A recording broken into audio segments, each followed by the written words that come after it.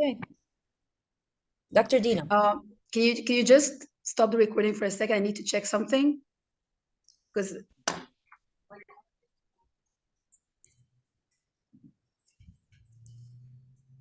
Dr. Deena, the floor is yours. Thank you. Good evening, ladies and gentlemen. It's my pleasure to be here today moderating this informative session, inshallah. Again, I'm very happy to be once more with the Apatow for the academic monthly forum. I'd like to extend my thanks to Apatow for enhancing a viable academic atmosphere across the Arab world. May I briefly introduce our speaker today. We'll be having Dr. Nashwa Elyamany, a dear colleague, as the presenter for today's lecture entitled Cognitive De-Legitimation of Donald Trump in the Meme Discourse of the Daily Show with Trevor, January 2016 till December 2019. Dr. Elyamany is an associate professor of applied linguistics and certified speaking examiner with a proven record of academic achievement, professional development, and intercultural communication. She served as the head of languages department in the College of Language and Communication, Arab Academy, and is currently a vice dean for training and community service. She is interested in a wide array of interdisciplinary research projects in light of solid academic background and extensive coursework in areas of specialization. Recent publications include a multiplicity of genres incorporating diverse theories of pragmatic, stylistic, sociolinguistic, social semiotics, science journalism, cultural studies, and digital media literacy. She delivered numerous presentations in several reputable conferences hosted by top-ranking universities in Egypt, Greece, Spain, Saudi Arabia, and Jordan. She is acknowledged for her unique interdisciplinary scholarship in applied linguistics at the juncture of multimodal critical discourse analysis and American culture and media studies. Her teaching and research are centered around the critical study of motivational speeches, digital narratives, musical numbers, military-themed video games, political memes, feature articles, docudramas, TV ads in American newspapers, the aesthetics of forensic crime drama, series, post-human representation in sci-fi, and cli-fi films. She has received a dozen of scientific publications awards for several papers published in Scopus and Web of Science. Thank you, Deena. Thank you, Deena. Thank you so much. You deserve it. Your CV, mashallah, is very rich and versatile. Of course, I don't have enough time to expose all, but I'm just going to say that you are an acknowledged reviewer, a manuscript reviewer, and conference reviewer on discourse and communication, critical studies in media communication, applied linguistics research lab, Athens Journal of Mass Media and Communication, visual communication, social semiotics, poetics, new media and society, visual studies, mashallah. And of course, you are a member on a variety of editorial boards and scientific committees. For example, former associate editor of Insights into Language Culture, editorial board member of ATNER, and the scientific committee of American Council. Her list of publication is quite rich, mostly publishing in international journals, Sage and Web of Science. Our esteemed guest, may I invite Dr. Elyamany to start with her presentation. Dr. Nashwa, please, you have 40 minutes, 35 to 40 minutes to present. Afterwards, we will be having already for question-answer section for running approximately for another 30 minutes. May you please start? The floor is yours. Thank you. Thank you, Deena. I'll do my best to stick to the time limitations. I was talking things over with Deena before this presentation started. Hopefully, I would. Okay, I'm really happy being with you today, especially with Professor Jihad, Dr. Diana, everyone. Thank you for being with us and showing up. I know Saturday is a vacation day, and It's a vacation time in Egypt. So thank you for taking the time and being with us today. Well, this presentation is on the cognitive de-legitimation of Donald Trump in the meme discourse of the Daily Show with Trevor Noah. Actually, this is the second paper I'm publishing in this year on the Daily Show's meme discourse from January 2016 to December 2019. The first paper was published in iJazz a few months ago, and the second paper is coming up quite soon in a journal indexed in Sage. So let me start first with a brief introduction on why I chose this topic. What is infotainment and the relationship between infotainment and late night shows? Well, let me just give you a brief idea about how the commercialization of news and the shift to the... Dr. Nashwa, may I stop you just 1 second? Would you kindly please, all of us should mute our microphones for better communication and better understanding of what they... Okay, thank you. Okay, so I was just telling you, briefing you on the commercialization of news and how the shift toward the construction of dramatized socio-political scenarios have brought about a lot of changes in the forms and patterns of news content presentation. To engage audiences over the past few decades, media producers have turned to package political content in a variety of entertaining formats to dovetail with the message receptivity and, this type of enactment of citizenship. Because the traditional news has become increasingly driven by entertainment, this term infotainment has come to birth. Infotainment is the umbrella term for a range of subgenres that came to prominence as a means of cultivating a culture of dialogue and debating critical issues. These genres have progressively turned into major venues for mass-mediated political discourse. While in total, these different types of infotainment have afforded well-educated citizenry, and they made the audiences more attentive to the critical issue that take place all over the world. So this is briefly what infotainment is. Let me tell you how they relate to late night shows when we go through the other term, politicotainment. Now, politicotainment which is the focus actually of this presentation, has recently gained prominence in the past few decades as well. Within politicotainment, satire is deployed basically for two objectives. The first is to offer socio-political information, commentary, or critique in a comedic way. And the other reason is to afford audiences a variety of ways to consume political content. As an alternative to using the elite-dominated news media to connect with the external reality, political satire attracts the younger audiences who see political comedy programs as more stimulating than the traditional types of news and broadcasting.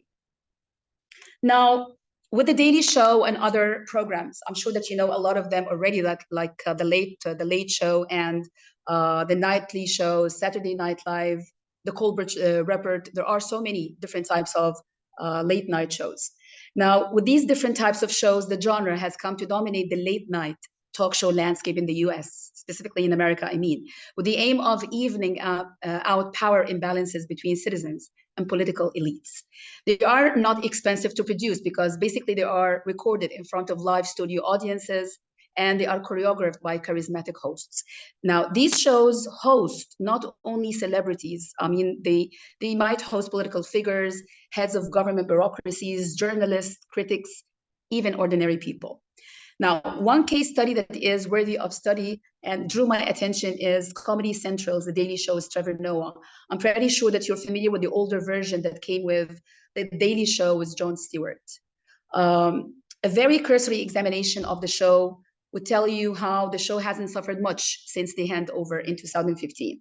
What I mean is, since the show has started airing on this specific channel, it hasn't suffered much. It's the same with the same political agenda and editorial policy. What I am interested in this research paper is not the whole show per se, but the topical monologue itself. Now, the topical monologue is the part where it's delivered. It's the part that is delivered to the camera as a satirical commentary of television news. It's the part where Noah connects more with his audiences. A closer inspection of the monologue shows that it's the segment that Noah makes the most use of to relate the day's stories, ironically taking fragments from the news channels, rebranding them in a satirical manner with fast-paced dialogue, sardonic wit, and ideological undertones. He has this craft of stand-up comedians that he makes full use of during the show. Now, since Donald Trump became the president-elect of the US, the aesthetics or the visual aesthetics infused in the show's monologue has come to be typically marked with discursive integration. And this is the argument of this research paper and the previous research paper that I had published recently is the visual aesthetics in the show are arguably memes outside the traditional context, which is the internet. And I'll come back later to why the visual aesthetics in the daily show should be regarded as such and should not be regarded as just images. Now, the main contribution of the study is a conceptual one as well as a methodological one. Let me start with the conceptual one, which I just hinted at, is to see the visual aesthetics imbued in the monologue of the show as memes, not just images.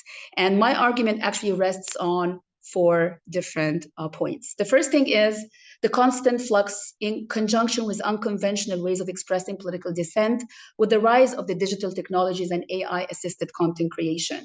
All of this is readily available at the fingertips of professional visual users, visual designers, and not just amateur internet users in the case of traditional conceptions of memes.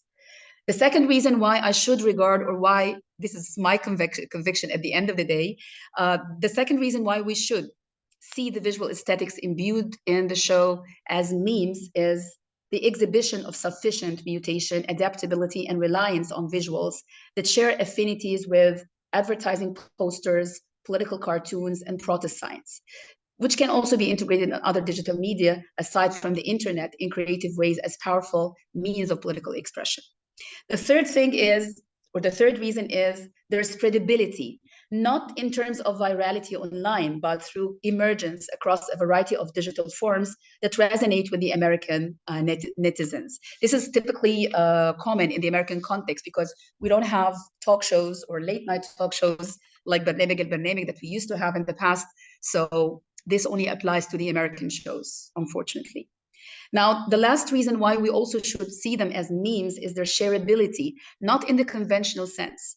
Here I'm following Crispin Thurlow's logic, which is different images can be shared in another sense, in a mediated or in a remediated manner across several other media platforms that are different from the medium where they originated. So if you are sharing an episode of Trevor Noah on your Facebook page, the meme will be reshared or remediated, and it's visible on your page apart from the context where it originally was displayed, which is the show's monologue.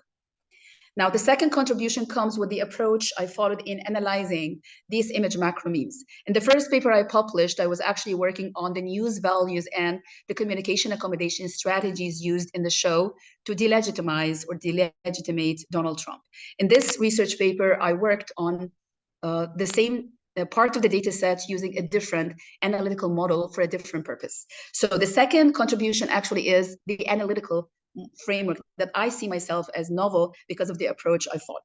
So in light of this novel conceptualization of digital memes, this study engages with the question of how delegitimation of Trump and his administration is cognitively realized in the satirical image macro memes in the mimetic moments of the episode's monologue. Let me just explain what I mean by mimetic moments here. Now, mimetic moments are understood in this study as the moments in which an initial meme artifact is introduced by Noah in the monologue, which allows for a high degree of intertextuality on his part. So here comes a moment when you see the image macro meme shown on display, and in a few seconds, Noah would start commenting on this image macro meme or whatever the type of meme is. And these are the mimetic moments that I started to work on analyzing across the data sets. So this is what I mean by a mimetic moment. And the mimetic aesthetics in general is understood as inclusive of all the memes, minute, teeny tiny semi-discursive distinctions that demonstrate the extraordinary sensitivity of these images to critical political events taking place in the American culture. So rather than adopting the existing frameworks of analysis for internet memes that were introduced by scholars and established names in the field, new models of analysis are urged to pinpoint the new pattern combinations and pragma stylistic features that distinguish the memes infused in the late night talk shows. So what I did is I followed a dual analysis that is based on Gussen's conceptualization of metaphtonomy and then Leuven's delegitimation strategies. I'll make the two concepts clearer as we move a bit on. I actually analyzed a corpus on 159 image macro memes drawn from the corpus, the huge corpus that were taken or retrieved from January 2016 to December 2019. This is to showcase how the cognitive delegitimation of Donald Trump and his administration is materialized through creative meme-inherent metaphtonomies. And by the way, this time period is very significant because it encompasses a lot of pressing political events in the history of the US, which had a huge impact on Trump's image. Now, the initial data set was not the 159 image macro memes. I had a huge data set of 259 memes that were categorized into 3 different types. The first type was, I'll start with the one on the left. The first type on the left is the image macro meme, followed by the image meme, followed by the video meme. And this arrangement is in terms of frequency. So I chose the most frequent one. The most frequent in the data set was the image macro meme. Now, let me come to the methodology, which is the most important thing. For the methodology, I wanted to identify the metaphtonomies or the different types of metaphtonomic patterns that could be detected in the data set. By the way, this was very time consuming. It took me over a month. I recall doing this and redoing it several times to make sure that I came up with the right patterns. I was able to detect the right patterns. If you would like to know how you can actually identify for the metaphor identification, I followed Forsvell's 2008 book. If you're interested, I can email you the book if you're interested. This is one of the best resources I followed for the metaphor identification, and the same book for the metonymy identification in multimodal situations. So I could detect 4 metonymic patterns. The first one is metaphtonomy with a simple metaphoric source. The second type is metaphtonomy with a metaphoric source structured by simple metonymy. The third is metaphtonomy with a metaphoric source structured by metonymic chain. And I'll explain what the metonymic chain is. And the last one is a metaphtonomy with a metaphoric source structured by radial metonymy. Now, of prominence in the whole data set are the conceptual metonymic complexes, which are radial metonymy and metonymic amalgam. These 2 terms, I'll also come to them later on. But let me just tell you briefly what a radial metonymy is. I think from the way it's coined, like radial metonymy, it does reflect something which I'll make clear now. And a metonymic amalgam, I will also make it clear now. So a metonymic amalgam is a metonymic complex in which metonymies are based on different idealized cognitive models that merge by virtue of the association of contiguity relevant in the current communicative and socio-political context. So it's very highly dependent on the context itself, the socio-political context itself. Radial metonymy, on the other hand, is a metonymic complex that emerges when one metonymic source gives access to several metonymic targets. Well, this is very cognitive linguistic thing. So I'm sure that for those of you who are working on cognitive linguistics or have done extensive work on metaphor, metonymy, and metaphtonomy are familiarized with what I'm talking about. So for the quantitative analysis showed that the metaphtonomy with a simple metaphoric source is the most frequent pattern of metaphor and metonymy interaction. And this came with a percentage of 49%. Metaphtonomy structured by simple metonymy came next with a 27 negative representation of Trump. Metaphtonomy structured by metonymic chain followed with 13%. And the last on the list was metaphtonomy with radial metonymy. It came with an 11% ratio. Now, these fundamental results demonstrate that image macro memes do not have to be that sophisticated. They are more likely to have simple structures than complicated ones because simplicity encourages imitation and comprehension on the part of the viewers. Now, for the other part, how I was able to identify the delegitimation strategies Well, the model of Van Leuven is a bit extensive, and you have sub-features for each and every for every strategy. Now, the 4 strategies are clear. I think just by reading them, you can tell what they mean. The first one is authorization. The second one is moral evaluation. The third is rationalization. And the last is mythothesis. So we have some literature gurus around here. So you must be definitely aware of what mythothesis is. It's the narrative itself, the narrative that is embedded in a way in the image macromeme or in the mimetic moments when the image macromeme is on display. So across the 4 patterns I indicated earlier, acts of delegitimization of Trump's credentials and suitability for president of the US, his personal affairs, physical appearance, or persona were introduced mostly through variants of these 4 different strategies.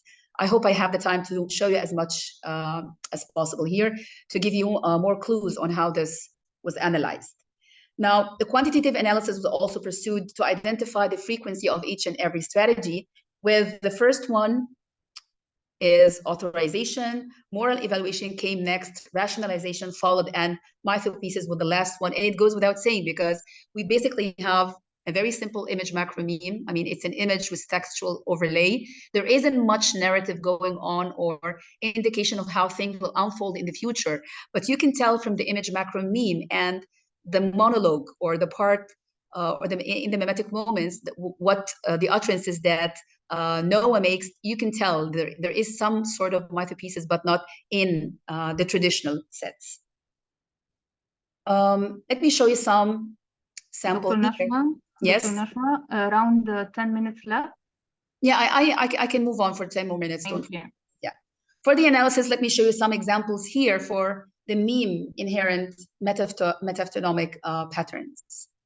Now, this is the first pattern. Let me show you this image. I think it's clear. Is it big enough or should I expand, or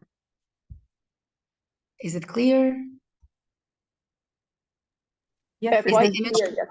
Okay. Now, the first pattern is metaphotony with a simple metaphoric source. Let me explain why this one is a metaphotony with a simple metaphoric source. Now, this image macromeme provides a case of a verbal visual metaphotony with a simple metaphoric source domain, as I said.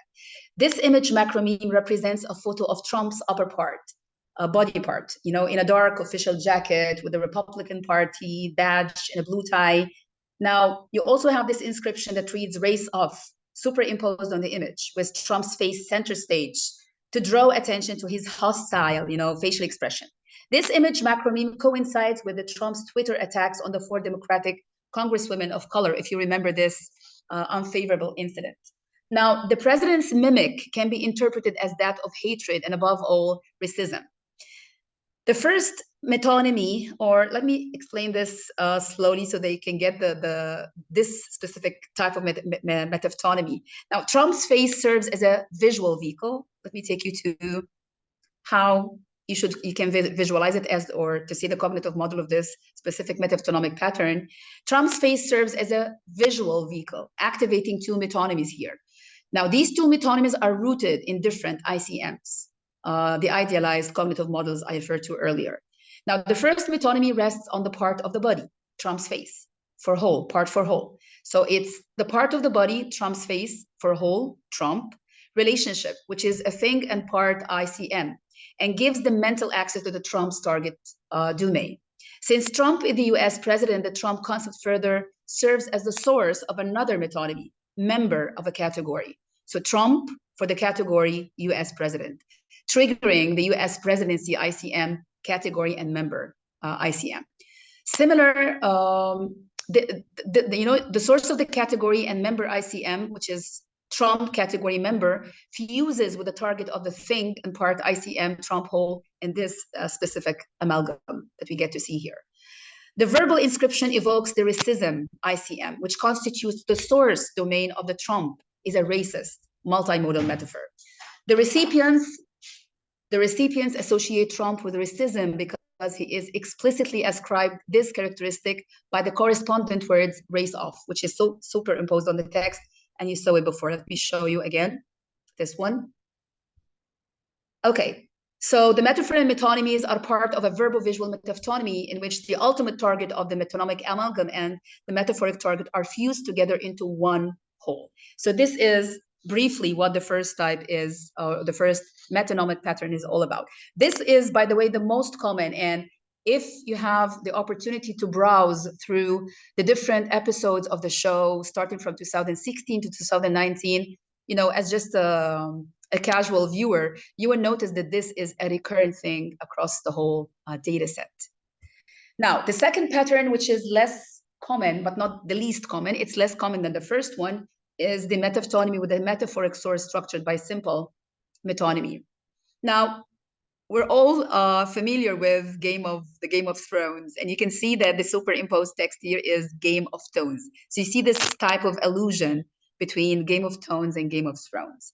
The image macromeme in this figure instantiates a visual metaphtonymy in which the metaphoric source is structured by a visual metonymy. You see on the blurred background the inscription Game of Tones, which accentuates Trump's cliche practice of self-contradictions. We all know that whenever he shows up and delivers a speech, we see a huge overdose of contradictions in his speech.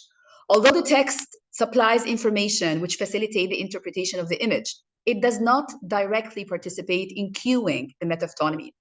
It only draws attention to the incongruity between Trump's words and actions, creating contrast. So one of the contrasting ideas that is represented verbally, Game of Tones, and the other, the inference about Trump's failure to keep any promises, is triggered visually by the multiple faces of the different personas you get to see here. In this case, creativity manifests itself in incongruity enhanced by the humorous character of the metaphoric image itself. The allusion to Jeffrey works perfectly since, you know Jeffrey, right? I hope that you know Jeffrey is one of the most notorious characters in Game of Thrones. So the allusion to Jeffrey works perfectly well, simply because Jeffrey is the most hated character in the show. And Trump is notoriously known for making conflicting statements about the US and the whole world. This visual cue of Trump's multiple personas functions simultaneously as the vehicle. So it's not just one of the faces, it's the multiple personas. They all function simultaneously as the vehicle. Let me show you how, again, it can be represented cognitively here. This visual cue, you're following, right? You want me to go back?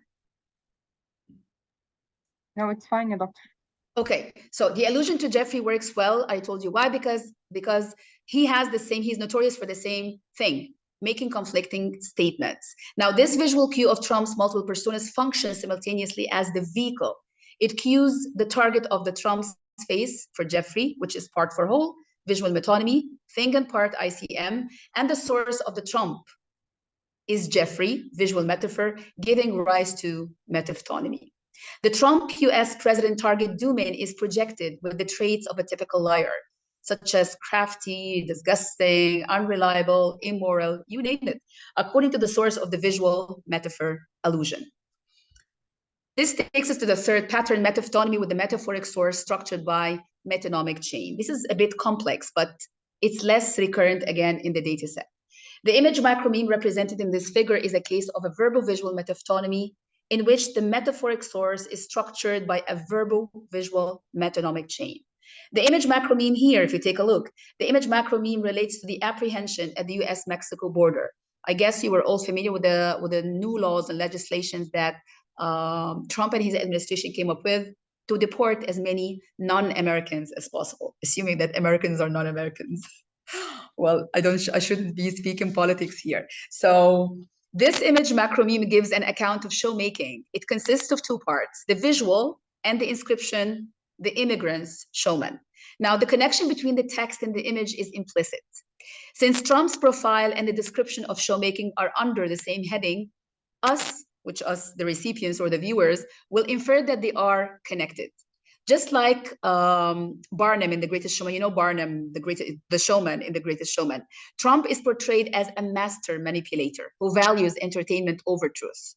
So this is very obvious from the image and the textual overlay. The impersonation of Trump as Barnum is very telling. It is intrinsically appealing and culturally recognizable by the collective American public. they would typically connect it to their social stock of knowledge, so it's not far from real to them. They would quickly relate the two characters to each other. Now, the image of Trump's profile serves as a visual vehicle, and also it activates the metonymic amalgam that gives mental access to the Trump US president target domain, providing the referential ground for the complex multimodal trope. The highlighted portion of Trump's profile, you see, it's not his whole body, it's just his top half dressed in show clothes, serves as a visual representation of a metonymic chain, or an interaction of several metonymies, in which the source of one metonymic mapping serves as the target of a subsequent mapping. This is a bit complex, and that's why it's not that recurrent, because we don't have that much detail in different image macro memes imbued in the Daily Show's Trevor Noah's monologue. The spoken text concerning showmaking serves as the catalyst for the metonymy, which creates the structure for the metaphor to arise and fills it with rich axiological knowledge and associations. This specific metaphor generates a discrepancy between the built image of Trump and the ideal political leader, projecting the characteristics of a manipulative abuser, not just a wise user of power. This is, I should have shown you this, because I want to keep it delayed as much as I can, because I want you to take a look here at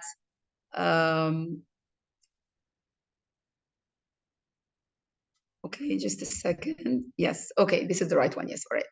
You know, as the no, just a second. You see the immigrants in the background, right? Now, the immigrants in the background, they are backgrounded and Trump is foregrounded, and the immigrant showman's font, you know, big size font, all serve to amplify the negative connotations and emotional reactions toward Trump.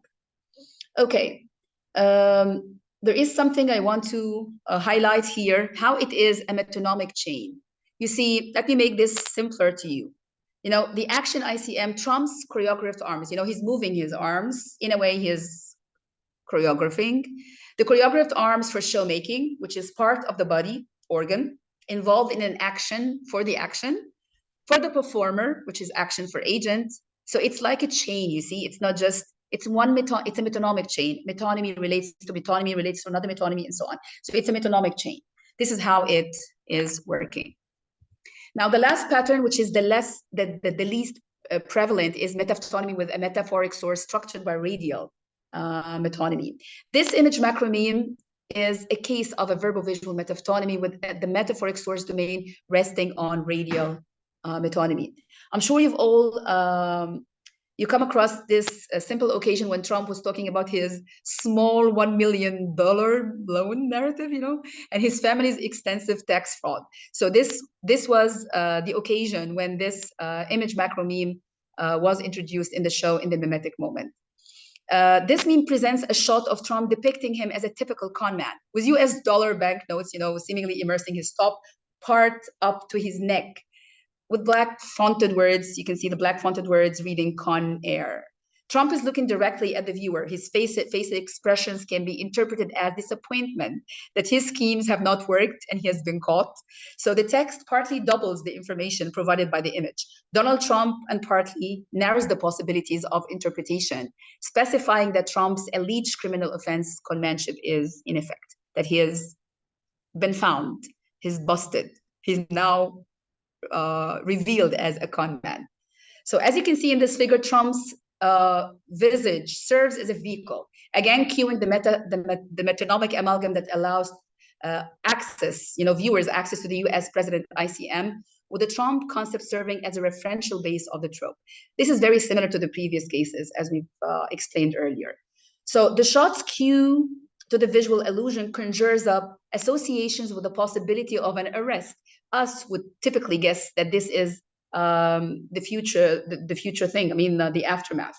Trump's conmanship action for Trump conman agent, and Trump's conmanship action for Trump's indictment for conmanship result are drawn as two targets in the shot's multimodal context, which is constructed as metonymy based on the action ICM. This is how it is. There are radial metonymies. Why are they radial metonymies? Because they all originate from the same center.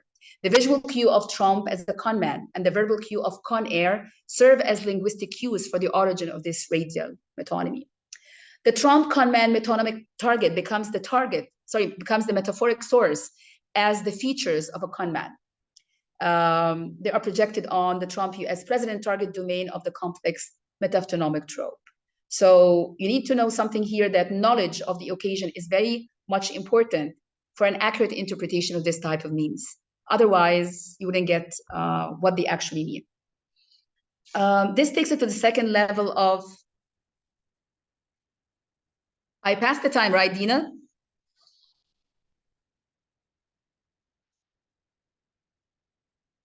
Did I pass the time? You still have time. You still have time. Okay, now the second part, this takes us to the second part of the analysis, which is the semi-discursive strategies of de-legitimation.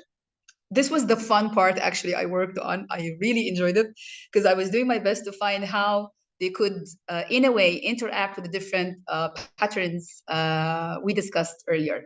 So the main delegitimation strategies that were observed were authorization, as I told you, followed by rationalization, then moral evaluation, and finally, mythopoesis. Now, for authorization, which is reference to the abuse of authority, since Trump's authority as a president is judged to have been inappropriately used in the meme instances we discussed before, the result is likely to be a loss of legitimacy on account of his self-aggrandized narcissism. The frequent associations with notorious figures and the visual representation of him as showman, conman, racist, liar, etc. All of these different representations explicitly stress the severity of his judgments and actions and serve to take away from his credibility as the US president. Now, these paradigmatic lexical choices, as well as their combinations with his syntagmatic combination in the larger context, I mean by the syntagmatic combination in larger units of text, the monologue itself, lend argumentative power to Noah. This gives more strength to Noah's argumentation that he does not qualify as Mr. President. He should be, or his presidency is, he should be, he's delegitimated in a way. So delegitimation of these two different types is peculiarly realized through visual binary oppositions, diminution, visual repetition, and the superimposed text. The two different types of, I didn't say that, sorry. The two different types of delegitimation here are the personal authority and the role model authority. The images that we discussed earlier, they all undermine the personal authority and role model authority of Trump through his own flawed argumentation. So all the image macro memes afford de-authorization of Trump very frequently in their own right without adding up much detail. Us viewers, or any viewer aware of what is going on in the US, once they start, us, if we use our sophisticated knowledge of the American context and the inside jokes that metaphorically stand for key issues, we can fully understand what these memes are all about. So as I was telling you earlier, they are highly sensitive to the context in which they are integrated. Interestingly, we're still here, sorry. Now, interestingly, in the mimetic moments of the monologue, Noah takes this this amazing opportunity to articulate his concerns. He starts spelling out lexically. He makes this clear to align with the image macro meme and showcase how his words and the meme function in conjunction. And this is deftly, used and manipulated in the mimetic moments of the monologue. Second comes rationalization, reference to the ineffectiveness or irrationality of actions on the part of Donald Trump. The image macro memes I showed you earlier utilize theoretical rationalization, which is the most common type across the data set. Across the data set, the images, you've seen the images before, they symbolically complement the text rather than carrying a narrative. They don't carry a narrative on their own. They complement the text that, that comes from Noah in the mimetic moments. And they add up to the negative characterization of the individual and indirectly encourage the viewer to question whether such state decisions are grounded in any kind of truth or logic. On a different note, the memes deploy effect-oriented instrumental rationality to validate the need for a new or amended laws by Trump's negative effects emphasis. Once you emphasize the negative effects of Trump's acts, this is an instrumental rationality thing. Now, the intensity of Noah's negative stance towards Trump is also expressed in such mimetic moments through the explicit visual reference to the shocking repercussions. You know, he would typically comment on the incidents and how ineffective his decision or his act or action is.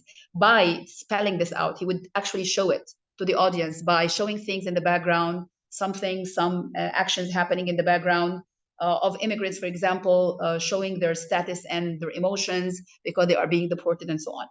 Or by showing or stressing the negative national impact through visual didactic expressions prompted by the placement of key elements in the image frame. So the image frame, in the image frame for the composition of the image, you would find a lot of elements, not just the image of Trump and some backgrounded figures. You might see a lot of details in the composition of the image to again stress how instrumentally irrational Trump is. This takes us to the third, which is moral evaluation, and definitely we know that he's not moral, reference to the violation of moral laws or standards. As an act of delegitimization or delegitimation, mockery, imitation, and analogy, or are all definitely used in the image macro memes to emphasize dishonesty and untrustworthiness. Also, the textual overlay of the memes build on the image of Trump and the allocated persona in distinct ways, as you've seen earlier.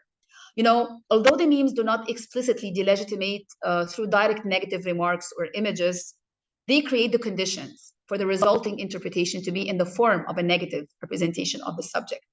So we know that they do not explicitly state it, they create the context that makes them explicit to us.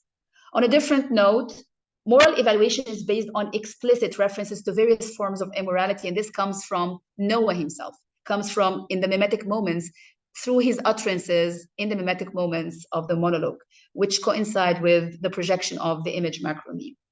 This takes us to the last strategy of delegitimation, my three pieces, which is reference to the negative imagined future scenario as a result of non-legitimate actions and policies.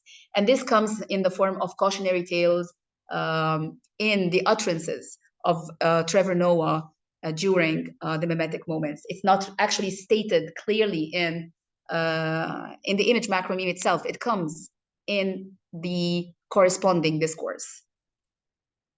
This takes us again to the conclusion. Well, this study is hoped to be a contribution, actually, I hope it's a contribution to the study of image macro memes outside their traditional setting, which is the internet. Now, this research endeavor opens prospects for investigating the portrayal of other political leaders and not just Trump. You can do that in other image macro memes outside the traditional setting. And I keep repeating this because I'm not talking about image macro memes integrated in or created by amateurs or professional users on the internet.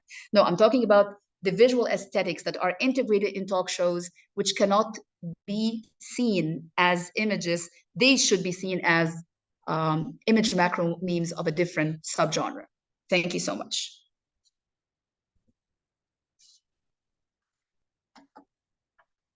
Thank you, Dr. Nashwa, for this valuable contribution. Our esteemed guest, we are ready for questions and answers. So, any questions for Dr. Nashwa? You raise your hand, please, or just go for your question.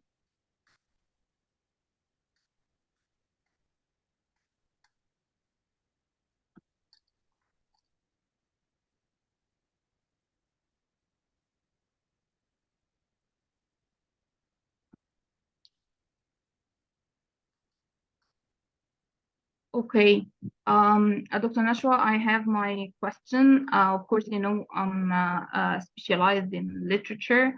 I just need to just raise your contribution concerning the figure of Donald Trump. He's so much controversial, and I think this is a dense study. If you would like to extend such kind of study, would you, what other figure can you draw just a comparison with this Donald Trump, or he's some exceptional case? Oh, well, a very interesting question, Deena. But, well, I cannot be as open as I should in response to your query, but I think you can do that with the current president of the US. You can draw a comparison between him and the current president of the US or other presidents. But I think in this case, you would have to do some contrastive or comparative study, either comparative within the same country or contrastive study other presidents outside the American context and see some relationship. But the problem is, I'm talking about a specific type of shows, a specific type of images integrated in a specific type of, part of shows, which is the monologue. It's only recurrent in American shows, not in other shows. You wouldn't find this type of shows in other countries, in European countries or in Egypt. They're not in Egypt anymore, as you know. So I don't know. I cannot actually think of a similar context where you can examine the image macro memes and draw a similar study comparing between two different presidents in the same country or different presidents from different countries. I can think of a different setting, I mean. But you can do that on the same show or other late night shows and draw a comparison between how Donald Trump is represented and how the current American president is.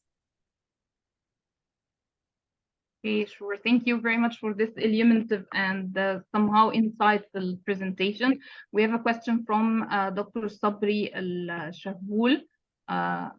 Okay. Assalamu alaikum wa rahmatullahi wa barakatuh. Hello, thank you, Dr.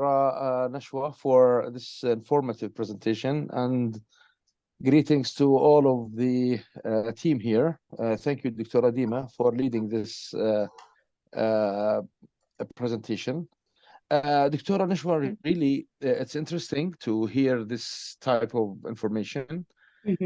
Actually, while listening to you, I'm thinking of how this type of macro memes and stuff like this maybe can be put under the umbrella of the AI, let's say, scanning, reading, interpretation, and the processing to find out a kind of universal meme interpretation. Do you think this is possible? Or this is very interesting. Yes. While you were just saying this comment, I was thinking of some application. I had this chat with one of the professors working on computational linguistics last week in the US. And we were talking about AI application that can analyze images in an accurate manner. Yes, so I'm pretty sure that you can do some sentiment analysis or you can follow some, the latest AI technologies to analyze such images, to detect emotions and other features. There are actually some tools employed by several scholars, especially interdisciplinary scholars. I think in this case, you would need to work closely with a computer scientist or a computer engineering professor. So you focus more on the linguistic and visual features, and he or she would work on, the computational side. Or if you're an avid practitioner of computational linguistics, I think this will be your cup of tea. So you can actually work. Yes, I urge you to do that. You can replicate the study if you wish. Once it's published, I'll be more than happy to share it with you. And you can see if you could. I did this qualitatively and quantitatively, not using any AI tools. But if you happen to have the chance to do that, yes, this would be more than great, because I'm sure it would be interesting to know how AI tools would serve us as scholars and would pinpoint features not, visible to the naked eye. Yeah, it's my pleasure. Thank you. My pleasure too. Thank you. Thank you, Dr. Sabri. Dr. Nashwa, we have a question here from Professor Elyamany Youssef. She's asking you, given the controversial character of Trump, are or were there any traces of legitimization strategies regardless of the particular show? I wasn't actually interested in the legitimization strategies concerning Trump, because in the Daily Show with Trevor Noah, all the images of Trump reflect intense, de-legitimation. It's not just not in none of the show, because I actually screened all the different episodes of the show across the 4 years. So none of them would highlight any positive feature of Trump as the proper or a proper representation of Trump. in terms of legitimization. So he was basically delegitimized all the way.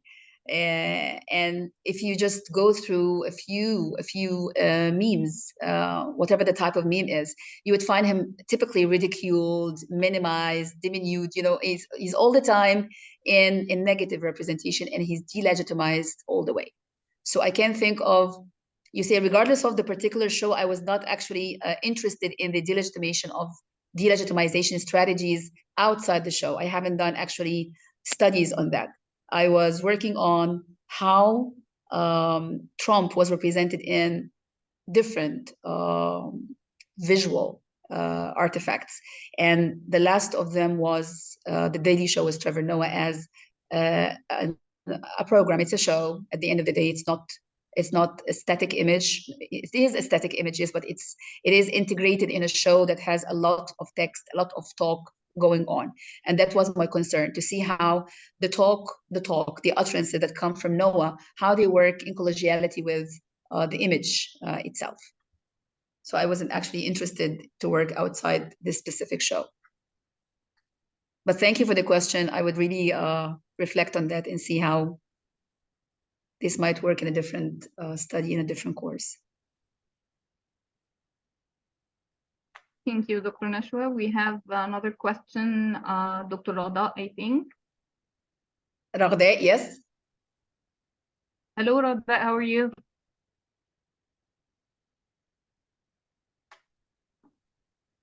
Hello, Dr. Rada. everyone. Hello, everyone. Can you hear me? Hello. Yes. Yes. Would you proceed, please, with your question?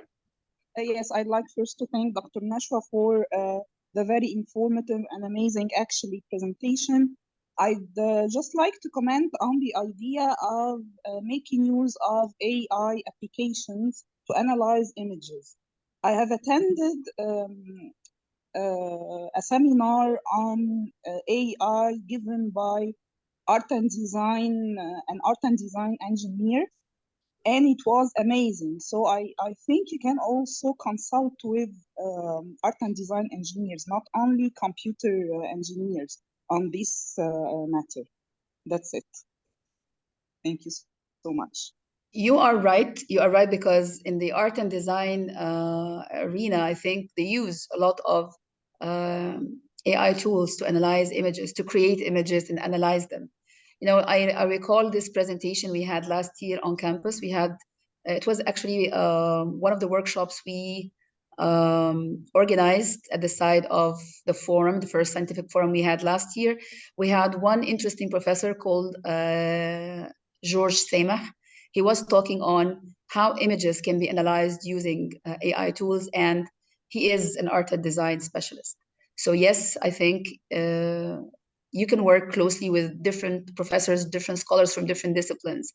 But the reason I was telling Mr. Sabri or Dr. Sabri about computational linguists or computer scientists, they have different tools. They look at, you know, the image from different perspectives, and they can do the statistical part perfectly well.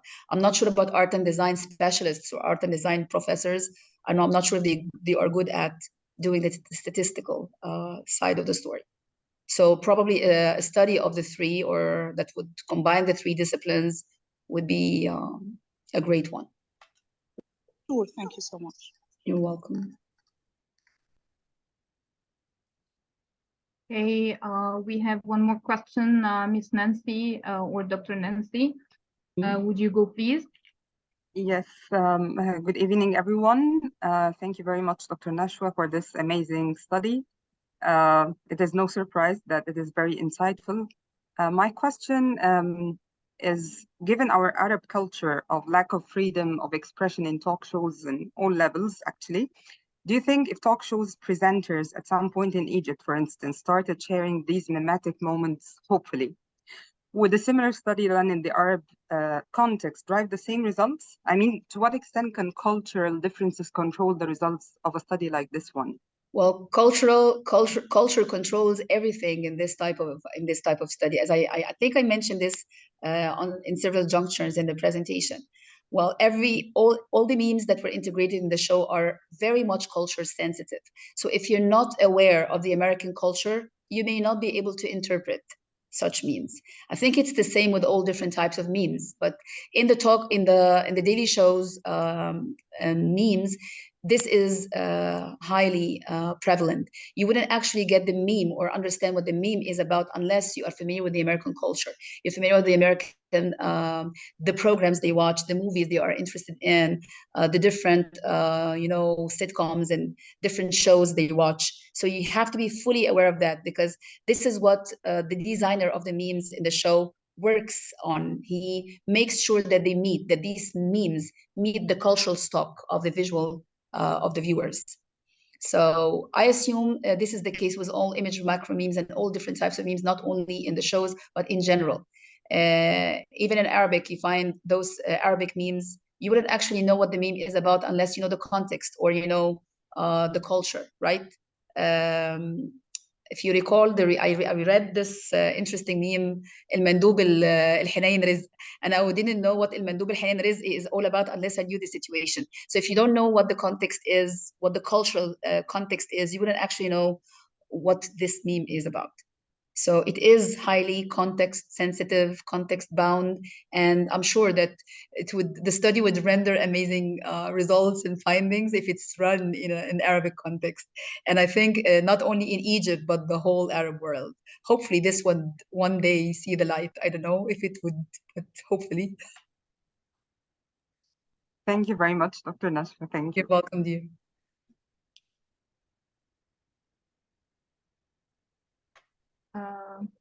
Thank you, Dr. Nashwa. Do we have any further questions? Okay. Thank you, Dr. Nashwa, for this interesting and informative session. I raised my hand. It seems that it was not Professor clear. Jihad. Okay, sorry, Professor. It seems it Okay. was not clear. It's just a mere comment followed by a simple question. Thank you very much, Nashwa, for this very interesting presentation. I have not really worked in this area on memes, but I worked on metaphors in general, anatomies, and published in this area. I liked the analysis, but sometimes I felt it was not clear when you presented the percentages. Usually when we have a table like this, we look at a total of 100. But I saw one element is 98, the one that follows is 70 or 97. I couldn't figure out how this could be arranged so we could see the frequencies in a clearer way with a total of 100. Yes. This is a methodological remark. The second remark is, again, I mean, this de-legitimation process, you analyze it, you came up with conclusions. This is great. You also mentioned in passing that it's interesting if someone also does something similar with Biden. Now Biden and Trump are competing, yes, and where would each stand in terms of this process of legitimization, de-legitimization? Now, the thing is, there are viewers, and one would be interested to know how this process, de-legitimization, the way you described it, how this is perceived. How can one think of people viewing, coming from different categories, perceiving this process? I mean, the whole thing is, there was an intention, you mentioned this. It was clear from the very beginning, de-legitimization. Okay, fine, it's done. Now we need to think of perception. Perception, I mean, Trump has fans and Trump has enemies and different categories of viewers. Is there a way to proceed and continue this type of research by measuring perception of viewers?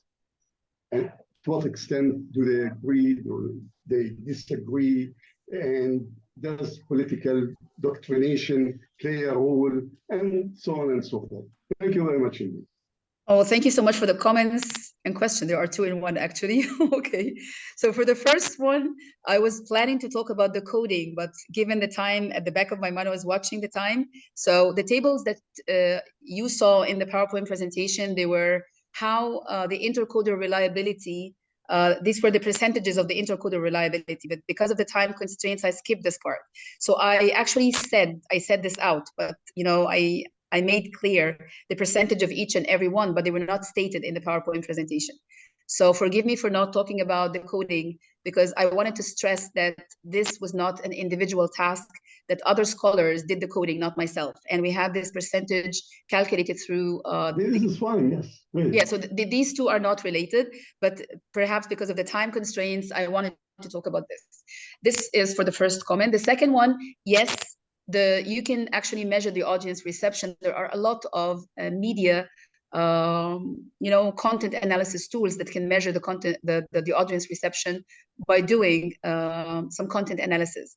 But this would require, I think, a huge corpus, and you would have to ask viewers to watch these episodes and do the transcription of their feedback and analyze their feedback and the reception, which is very time consuming. I'm not sure how the media scholars do it, but it's a content analysis study to analyze audience reception in this regard. Talking about de-legitimation, well, I was actually looking at how Noah sees it from his own perspective as representing the editorial policy of the show, not the whole American population. I'm sure that there are Republicans and non-Republicans, so each party would have a different perspective of Trump. So we can do that. I mean, we can compare this show to another show, which I haven't found actually among the late night talk shows. There isn't a show that would highlight how Trump is perceived positively. So I can draw some contrastive study between them. I didn't find that. All the talk shows or all the late night talk shows would typically focus on how negative Trump is represented. So probably outside of this context, outside of the talk show, we can compare how Trump is represented positively or legitimated versus non-legitimated in different settings, but I can't think of any, because my interest was not the images that are shared on Facebook, the images shared on Twitter. I was focusing on late night talk shows and not other contexts. But I'm sure that this can be extended, but on a different genre, not on the late night talk shows. I hope that I answered your questions. Yeah, thank you very much indeed. Thank you. You're welcome. Yes, you did. Thank you.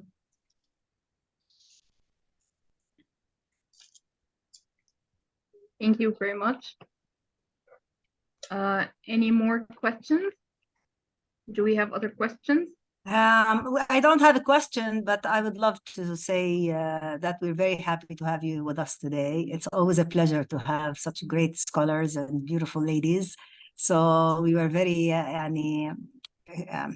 how do I say, we enjoyed the talk and everything, and your presence as well. So you're always add beautiful and touch to this forum. Thank you, ladies. Thank you, Dr. Daya. Thank you so much. Yeah. And if you wish, this paper will be published pretty soon, I think in a month or a month and a half time. So I will share it on my Facebook page, and you can have it. You can have access to it through Google Scholar under my name. It would be available in Google Scholar once it's out.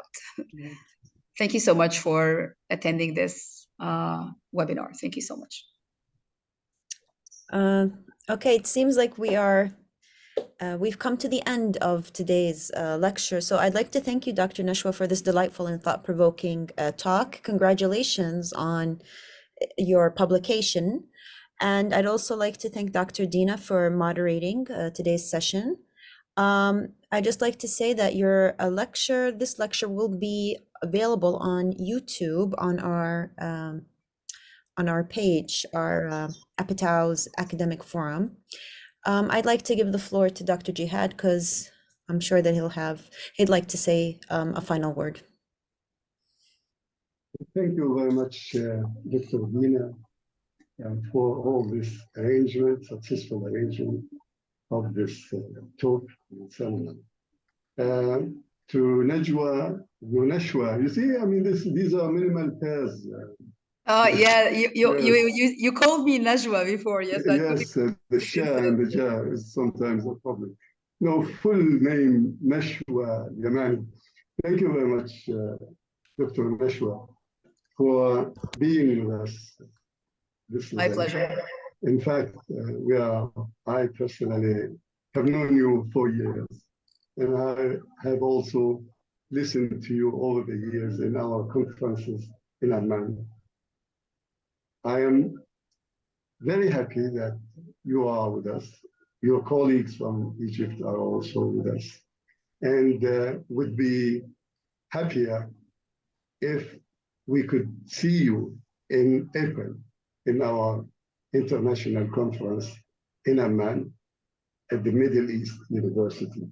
You are all welcome. It will be face to face, so we could see each other, talk and chat, and we could think also of future projects. Yes, inshallah, I'll be there. So our members in Egypt are an asset for us. Many of them have been with us for years. Some are among the founders of the association. They also publish in IJAF, and many of them also help us in the review process, which also helps to maintain the high standards of the journal. I would encourage you to continue contributing to IJAF, to be with us in April, and to strengthen this union. Thank you very much indeed. And all our Egyptian colleagues are also invited to give talks here. All they need to do is just to contact our colleague, the leader of this forum, Deena Salman. Just communicate with Deena, and Deena will take care of the rest. Thank you very much indeed.